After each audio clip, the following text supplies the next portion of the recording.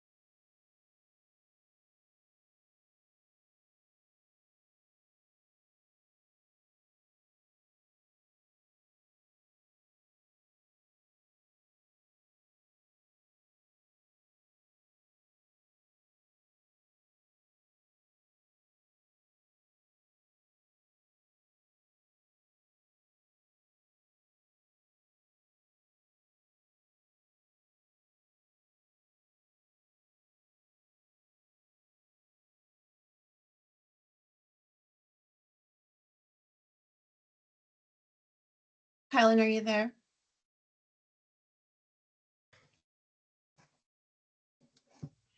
Yep. Am I saying your name right, Kylan? Yes. Yes, you Kylan got it Bates. right. Okay. And you, just real quick when I introduce you, you've been a mentor for us for how long? Just over a year. Yeah, I still work as a mentor, and that's kind of part of what I do throughout the community. Okay. And you're in school also? I'm a student majoring in psychology and minoring in philosophy. Okay. And then how did you come about to this training specifically? Yeah, and so this is within my role for the as the lethal means safety coordinator for the Suicide Prevention Coalition of Mesa County.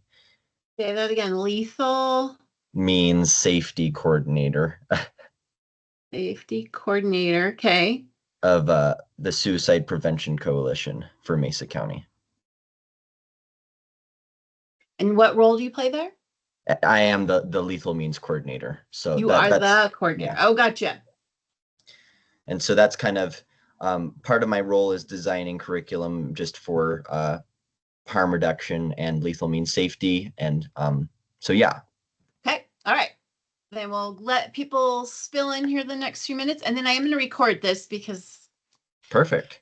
everybody's like, are you recording? Are you recording? We can't come. So we will as soon as we get started.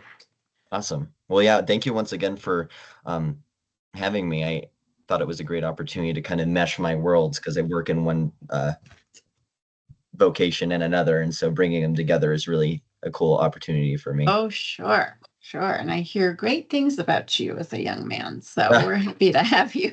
Thank you.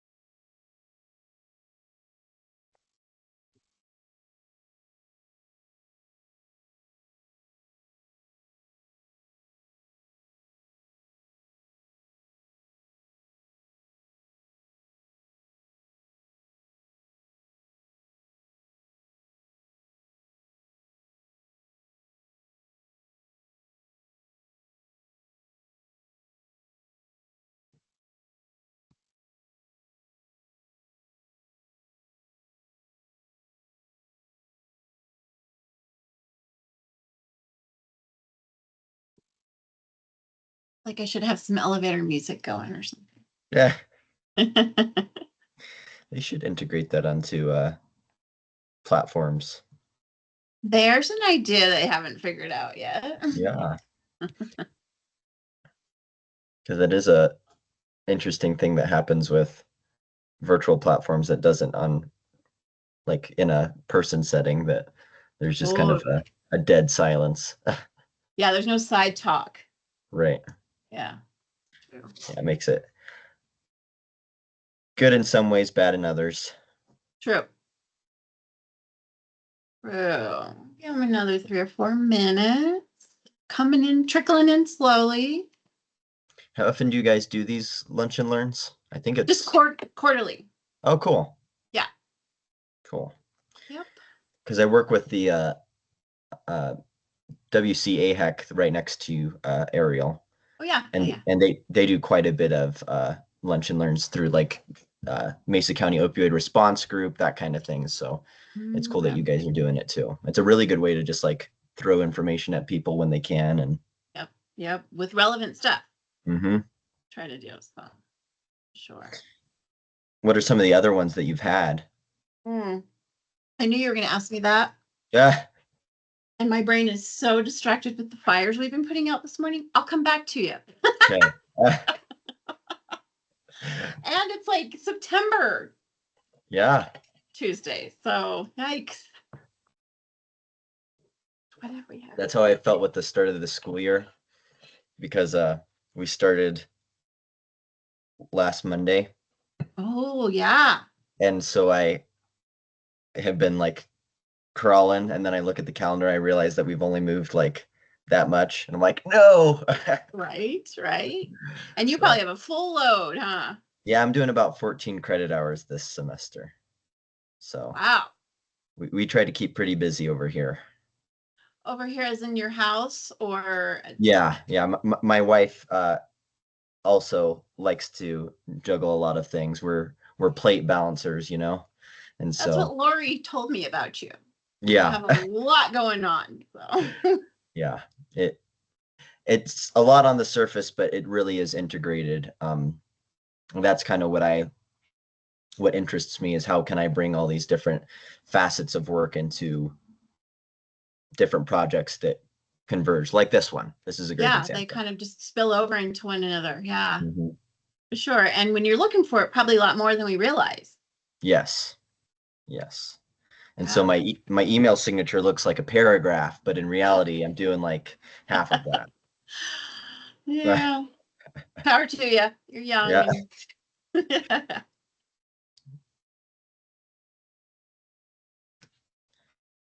all right. Well, it is 12 o'clock. I see lots of little names, but not very many faces. It's nice to see your face, Chuck.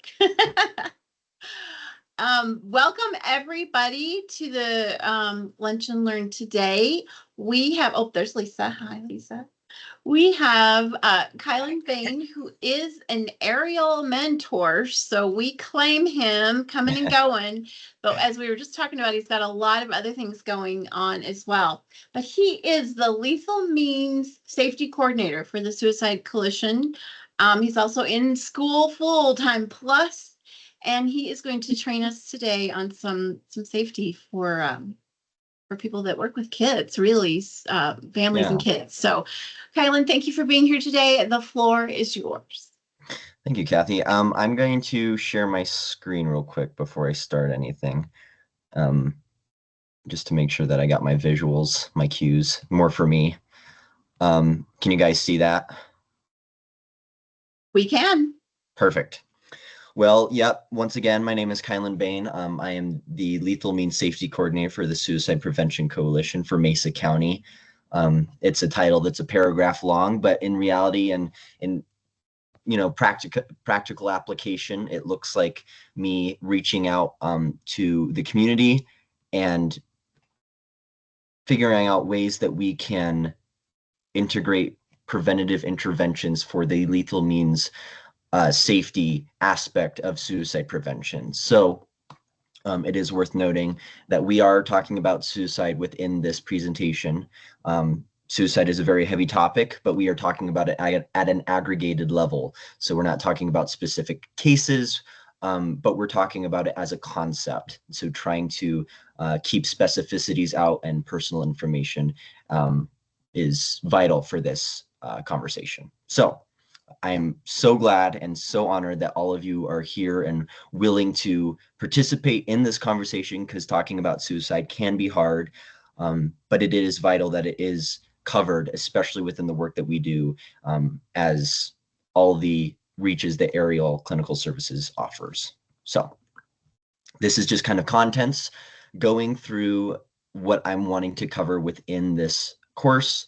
We're going to address the risk of firearms, look at Mesa County specifically, firearm safety and suicide prevention, going into what a firearm is, some legislative considerations pertaining to firearms and suicide prevention, and then what does lethal means safety look like for firearms.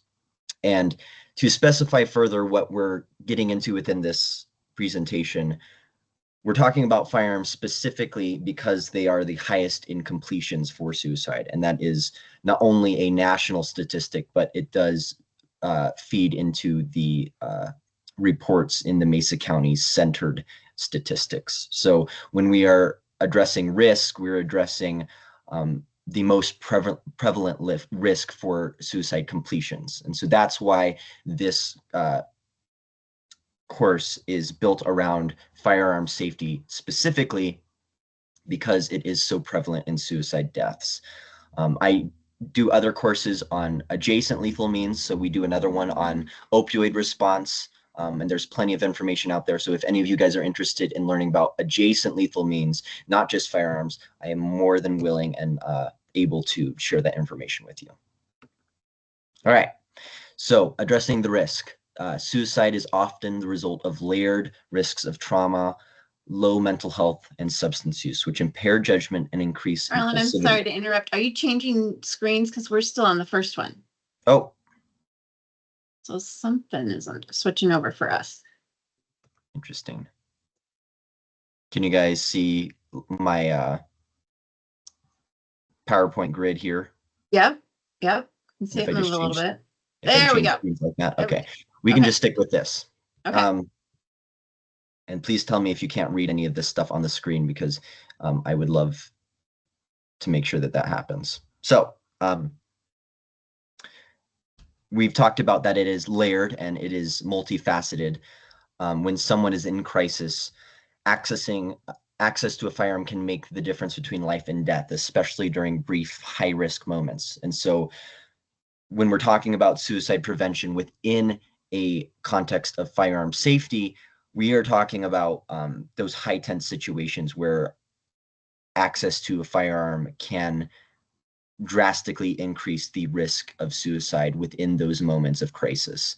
And so later we'll get into what that looks like with preventative interventions, but it is worth noting that the timeline of a crisis is multifaceted. But right within this context, we're talking about the very heightened part of a crisis situation, not the de-escalation, not the inclination, but the peak of the crisis.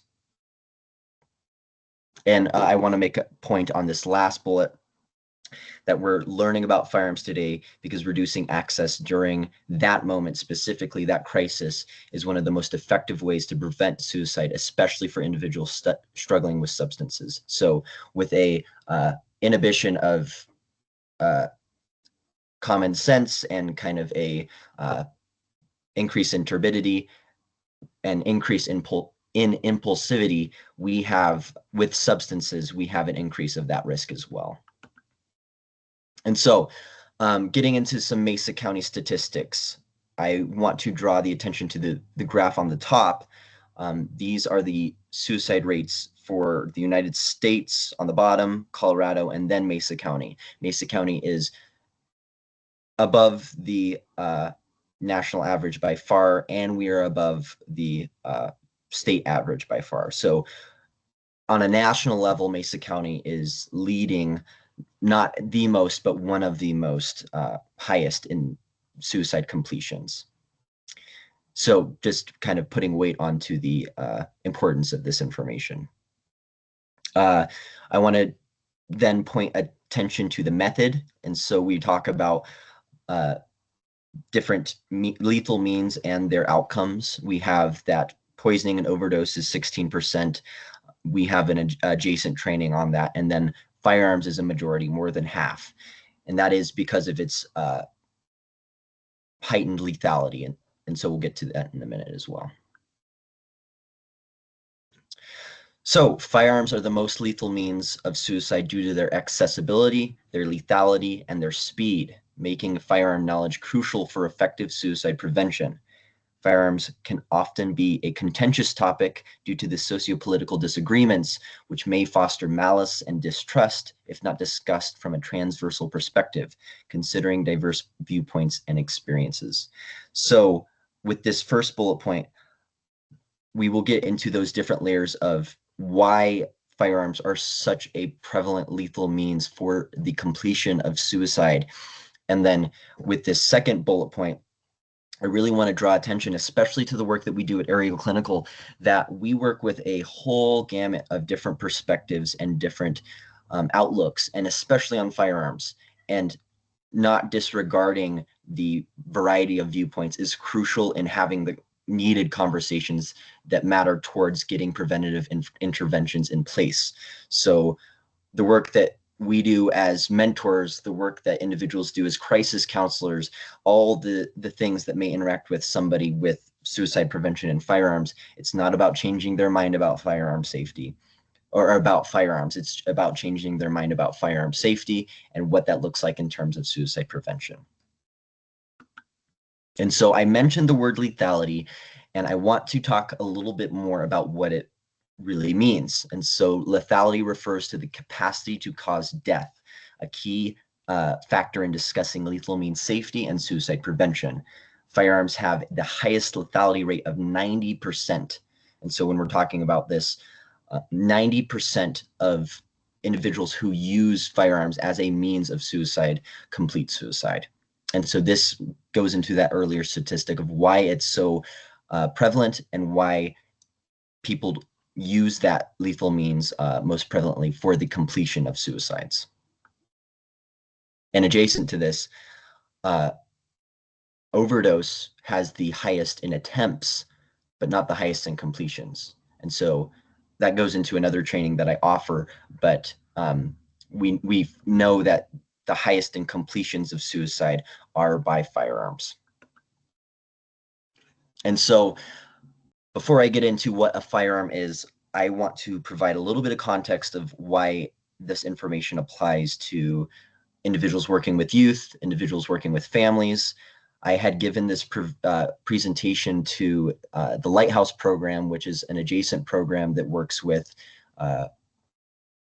at-risk youth and families, and it was exceptionally received. We found that not only was it effective in showing parents what safe harm reduction looks like, but also showing the kids what safe harm reduction looks like. And so if the kid is at a friend's house and there is an alarming, unsafe situation involving a firearm, that child knows, or that family has been taught the safety procedures to ensure that the child and maybe their friends stay safe.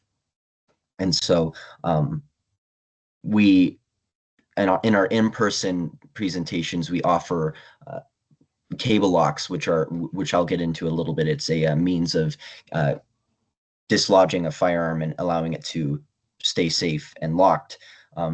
And every time I've done it in person to families and kids, I have not walked out with a single one left over. They have taken them all. And so it has been incredibly effective. And that's why I bring this to Ariel. So with that being said, these are the different components that we're teaching about firearms: ammunition, mechanics, and then variety. All right, ammunition. I have split the component of a round of ammunition into 3 points. You have the primer, you have the casing, which includes the powder that resides within the casing, and then you have the bullet. The primer contains a chemical compound that ignites when it's struck by the firearm's firing pin. And so when you pull the trigger of a firearm, there's a firing pin that very, very harshly taps that primer, igniting that chemical compound. And so that chemical compound is ignited. It thereby ignites the powder that resides within the casing of the round. And so we have more of a chemical compound that resides within this casing. That brass cylinder filled with powder is ignited, creating a pressurized gas, propelling the bullet out of the casing. And so the bullet is created out of a variety of metals. The bullet is a projectile that is discharged from the firearm by way of a chemical and the mechanical systems. So a lot of science going into that, but really we're playing with a specified explosion. We create a mini explosion, and that allows the projectile to accelerate out of the firearm. And so some keynotes that I like to add into what a round of ammunition is and ways that we can keep safe with ammunition. Ammunition comes in all shapes and sizes, and firearms are specified to the size of the round, making it vital for it to be congruent with the ammunition type and the firearm. So when somebody is using a firearm for recreational purposes, it is absolutely vital that the ammunition type is congruent with the firearm type. If there is incongruency in this can lead to a very dangerous situation. Like I said here, we're dealing with a tiny explosion, and so making sure that it is safe and specified to the mechanics of the firearm is vital to make sure that that works properly. And so adding on to that, ammunition can be a danger if left in unstable climates. Extreme temperatures can tamper with the integrated chemical compounds, making for an unstable, unpredictable, and dangerous condition. When I think about this bullet point, I really think about what safe storage of ammunition looks like. We'll get into this later, but one of the key components of firearm safety is storing ammunition separately from firearms. This creates time and space from an individual who may be in crisis from getting not only a firearm, but also a round of ammunition.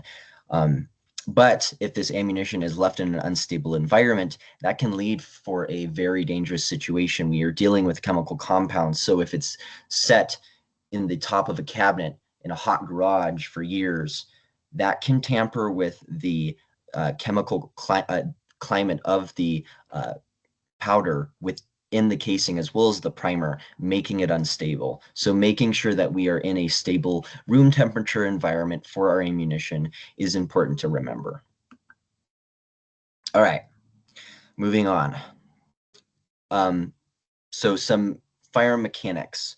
I have kind of created a taxonomy of a rifle platform, and then there's an adjacent pistol platform as well. But I'm going to get into the different varieties. So we have the stock, which sits on your shoulder to brace the firearm. We have the trigger, which is kind of a lever that activates the firing systems.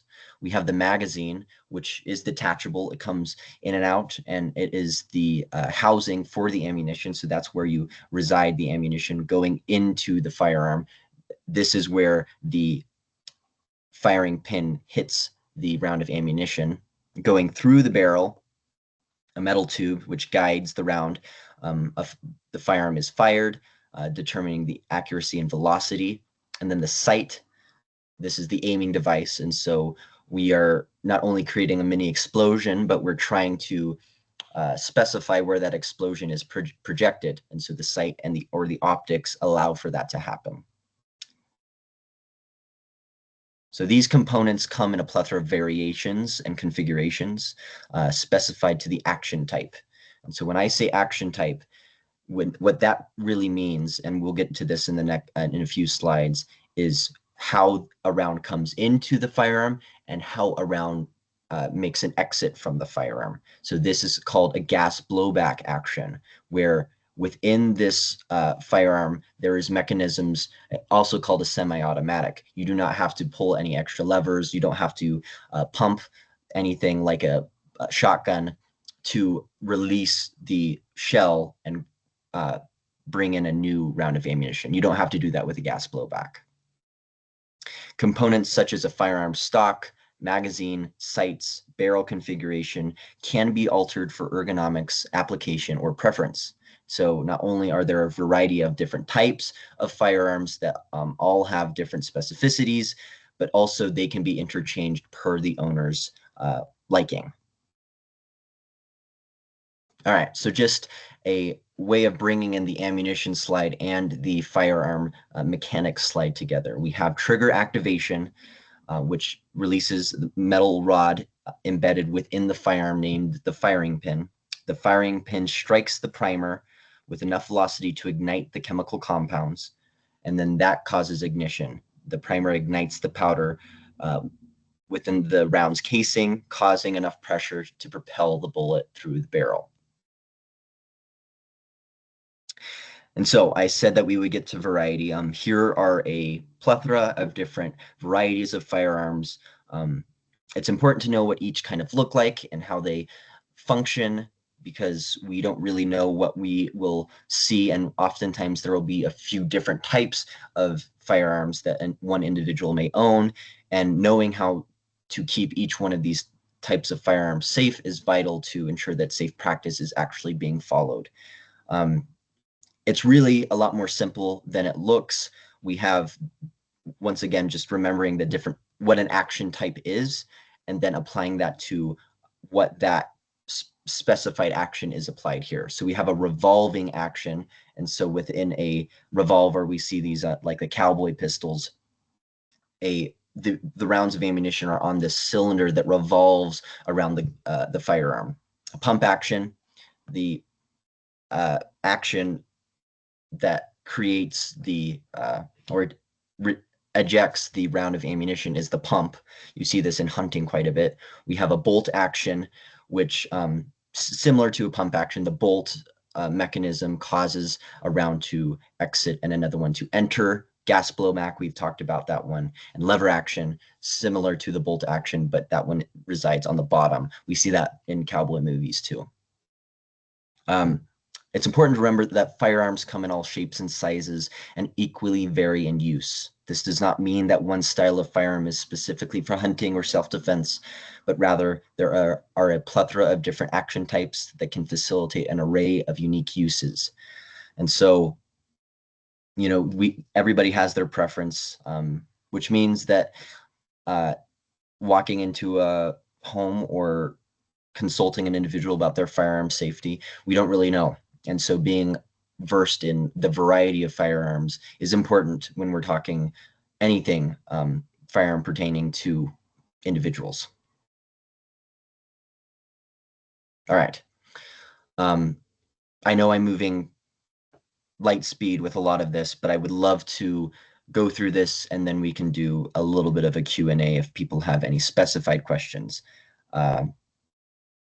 But I would like to get into legislative considerations. There's two main pieces of legislation that I have seen come up the most with firearms and mental health related work. The first is red flag laws or extreme risk protection orders. This law allows the enforcement of a family or a petition to remove firearms from an individual deemed a danger to themselves or others. Firearms can be temporarily removed and returned once one is no longer considered a risk. Keyword when you're talking about this piece of legislation to firearm owners is temporary. I have had many conversations with individuals who don't see clinicians or aren't getting the help that they need because they're worried that their therapist or their clinician is going to use this piece of legislation to get their firearms removed. It's worth noting that only 45 ERPOs are used where the firearm is actually taken out of the home in Colorado. And so it's a piece of legislation that's rarely used. And that's important to integrate into a conversation you might be having with an individual who is hesitant towards mental health work or seeing a counselor, because this is a very extreme piece of legislation and implementation for someone who may be in crisis. And corresponding to that, we don't see it used often. And to kind of provide a number that is comparative, we see 10,000 emergency health holds in Colorado a year. So comparatively, 45 to 10,000 ERPOs are hardly used. And so another law that I would like to bring up is the Lock It Up law, states that firearm dealers provide gun locks with every purchase to promote safe storage practices. And so talking about safe storage practices specifically aligns with kind of the intersection of what I'm discussing here and the work that Aerial Clinical Services does, because the individuals who are most at risk of accidental firearm death are children. This is because that there are not safe firearm procedures consistently integrated in homes. And so within our work, it's vital that we recognize and understand what these safe procedures are so we can recognize how they may not be implemented in homes that we serve, thereby creating that difference that may save a life. All right, and so going into some lethal means safety and bringing this all together into what we can do to keep people safe. I try to stay as pragmatic about this information as possible. So trying to not get caught up in the mumbo jumbo of different firearms and the capacities and all these different factoids, but what do we do to keep people safe, and why does this matter? With firearms being very easy, lethal, and quick methods of suicide, preventative interventions target these factors. Safe storage options such as lock safes, uh, storage ammunition, storing ammunition separate to the firearm, we had talked about that, and then gun cable locks or other deterrents. And so with all firearm safety prevention work, we are trying to provide space and time between an individual in crisis and that lethal means. And so we're not trying to prevent it in its entirety. We're not trying to remove the threat. We're trying to provide distance, because within that distance, help can be received. And so we're not trying to act as fixing the issue, because guns aren't going away. And I think that's something that needs to be recognized in order for these implementations to be implemented. But we're providing that space and time so individuals can get the adjacent help they need, such as crisis intervention and the like. And so what does this look like? I'll talk about a specific one, the gun cable locks. And so we're talking about these different types of firearms, all these different types of action types. How in the world are we supposed to try to keep all of these safe, all of these integrated? This solution is really a catch-all for firearms. It is a mechanism that locks the capacity for any ammunition to be integrated into the firearm through the magazine. We see here within a gas blowback system that the one with the black handle and the scope and such, that you can't put a magazine into that firearm because that locking mechanism is there. This is a great option because it completely immobilizes the firearm, and it works for pretty much every single action type. The VA offers these out like candy. If anybody is interested in receiving a load of these, I can get a box for anybody who's interested, or just a few if you would like to have them. I'm more than happy to facilitate that connection. And so I want to specify once more that this intervention and adjacent ones are providing that space and time. When we're talking about implementations, what can we buy, what can we fund, what can we purchase? We're buying time, we're buying space. And so all of these interventions, or interventions that aren't existent yet and are to come, are meant to buy time and buy space. And so within the applications that you see yourselves in, and how you can implement this information, know that safe storage options, or lethal means safety for firearms specifically, and lethal means actually at an aggregate level, talking about medications and overdose. We're trying to create space between an individual who is in crisis and the lethal means that they can no longer access. That allows for the interventions that they need to be facilitated. Yeah, so I want to just highlight here that if this is something that you guys are interested in, over the past year, I've been writing weekly newsletters on this QR code. It's called the Means of Hope newsletter.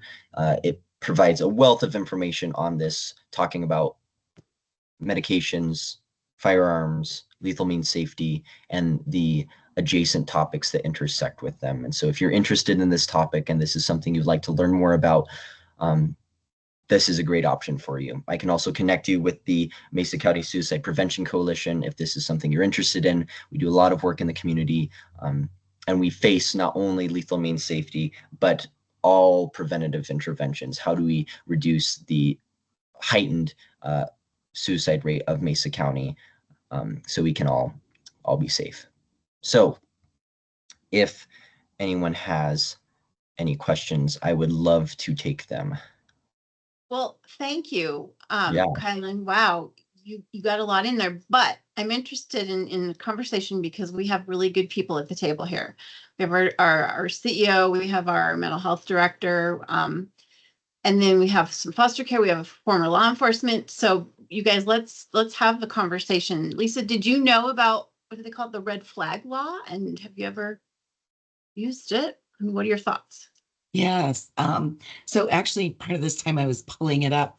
We do have everybody that we treat here in Suite E with counseling and therapy has to sign one.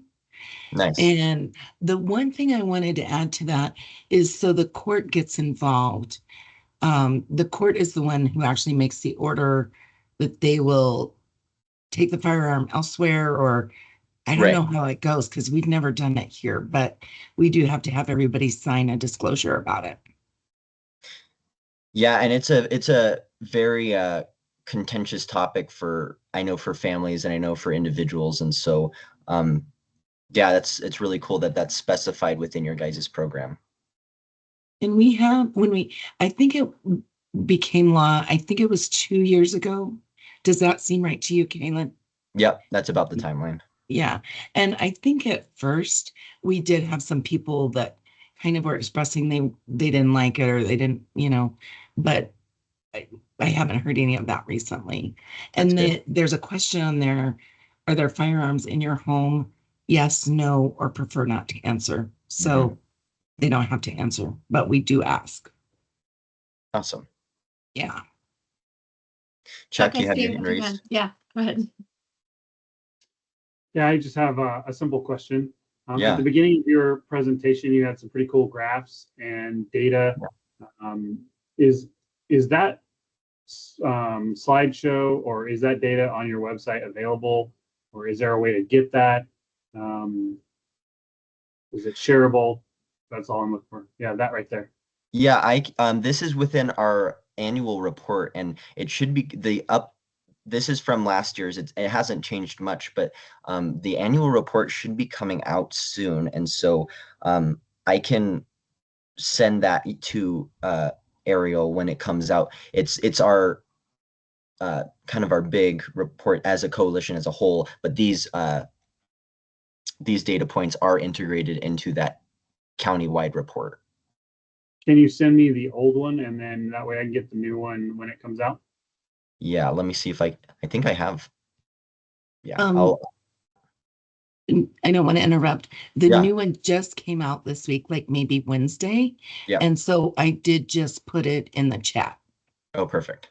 Yep. So that's the 2024 report. Yeah, thank you for that, Lisa. You bet. Thank you. Yeah.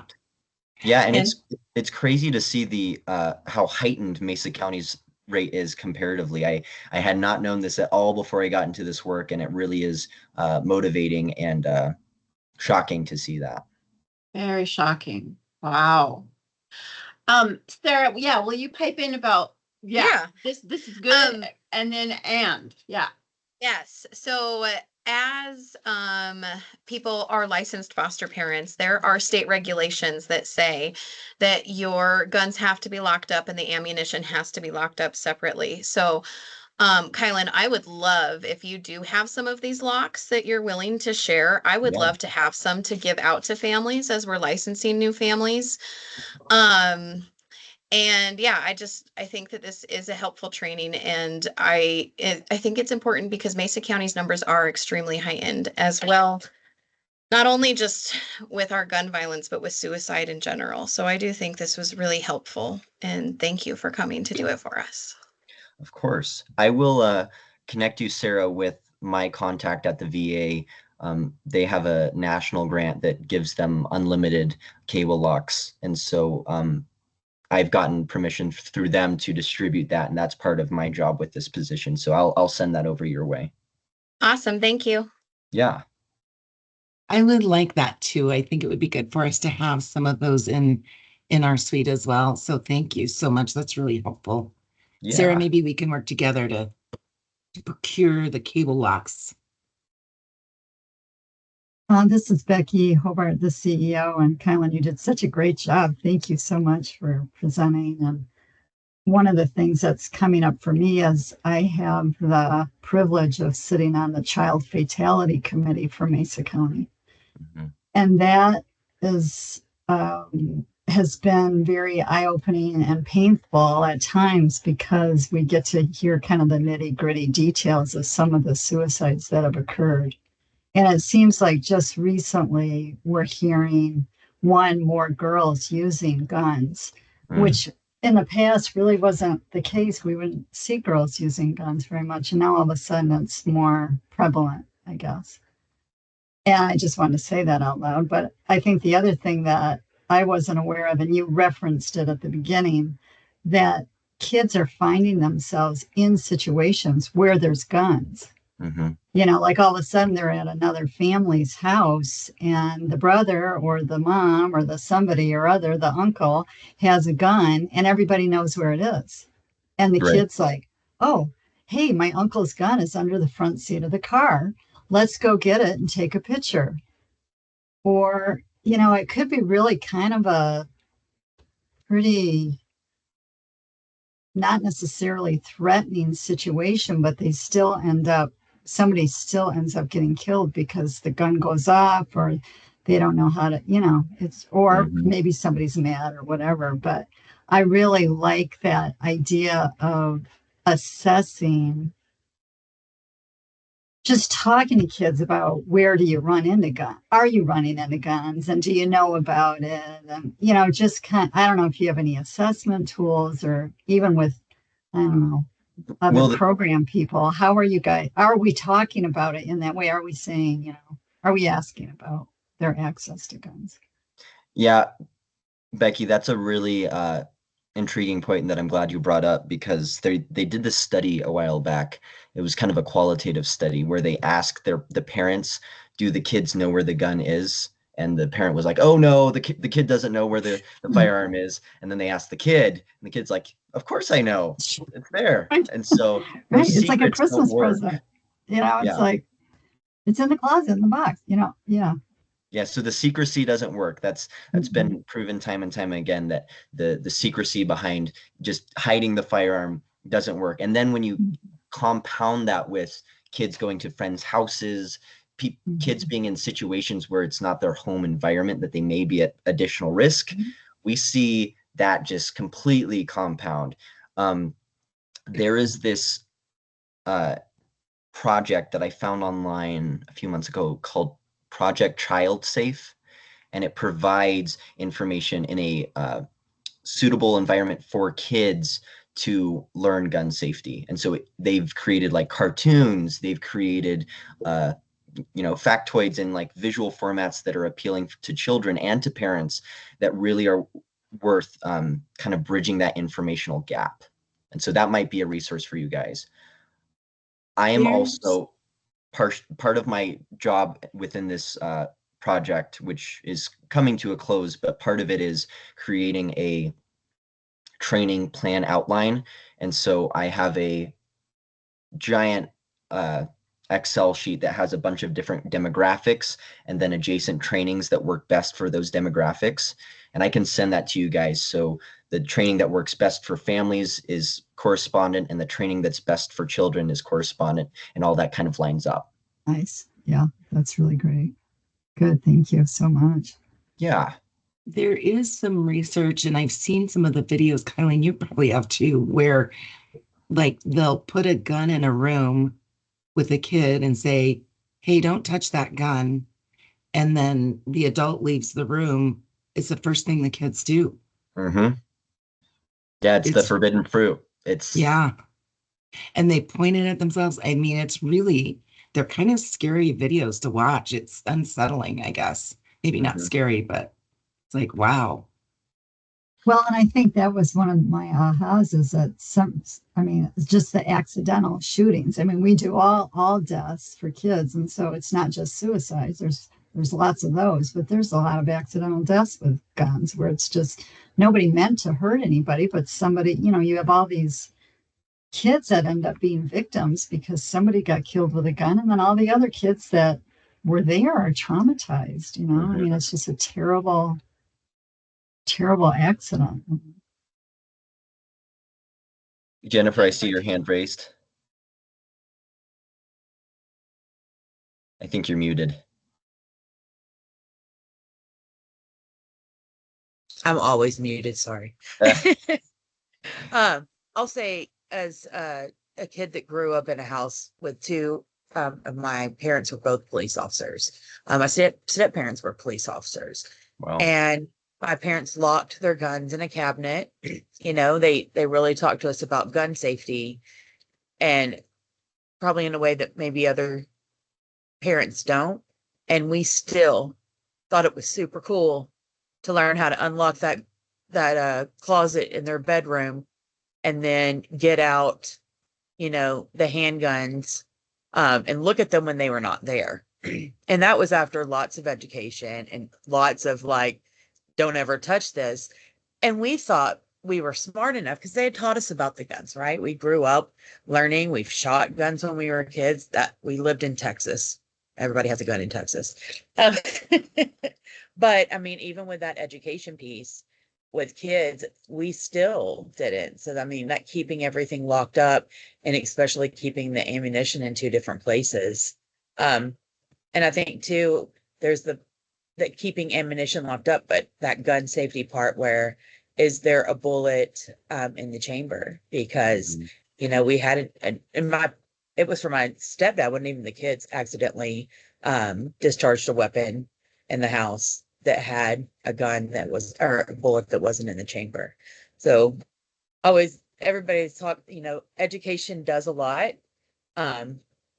We still got into it. So having the education piece on top of the really like keeping things out of, you know, out of people's hands, keeping that the medication locked up, keeping the ammunition locked up and the guns locked up still needs to be stressed so much, because even with education and kids, get us in a group, everybody does dumb stuff, you know?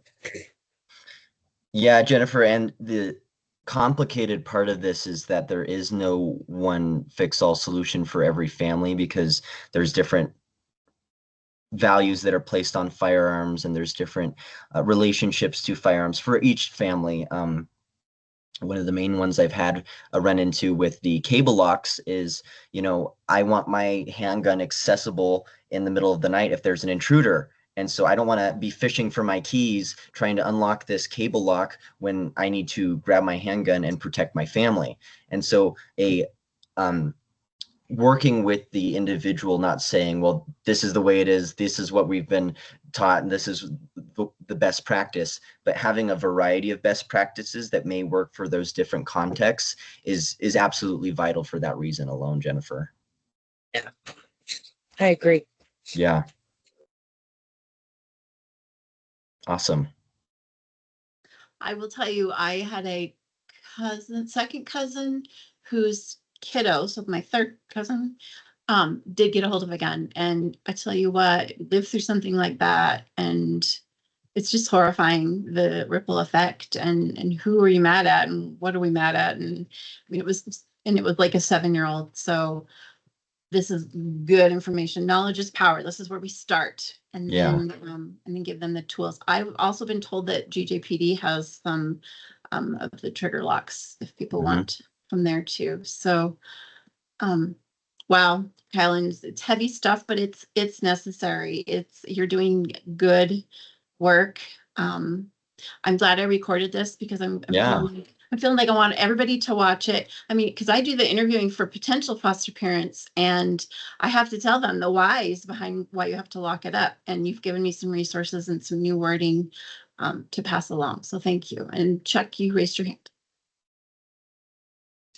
I know that your class that you just put on is all about firearms and gun safety, which is great. But do you have any data or knowledge of how many suicides occur on the monument? Because last I heard, it's about one a month. And when I looked at your numbers on your report, it shows like a really low percentage for other, but that's the category I feel like it would have to fall into, 5%. Have you guys ever talked about that at your company or anything like that? Yeah, and one of our biggest things that we've actually done within the coalition is um, provided knowledge and structure at the monument. And so we actually have a park ranger on our coalition that's done a lot of work to see that changes. I will tell you that that probably is within the other, but that also shows you the scope of how many deaths are. I don't know if it says on the report how many deaths are by firearms. I haven't looked at it into depth, but it shows you the comparative scale of, even with one a month on the monument, how comparatively that is with firearms as well. And so, yeah, they've done a lot of work with the monument, I know. And part of that is information like we're talking about, but also part of it is building safer guards and lookout points, building infrastructure that keeps people safe on those ledges as well. And so, yeah, I don't know if that answers your question, but yeah. I was specifically looking for statistics, but I wasn't sure if you had any of that. But I did know that you were working with the monument directly. Yeah. So I don't have any statistics that aren't in that report, but I can ask around and see if there's anything. thank you. Yep. Any other questions before we let Kylan go?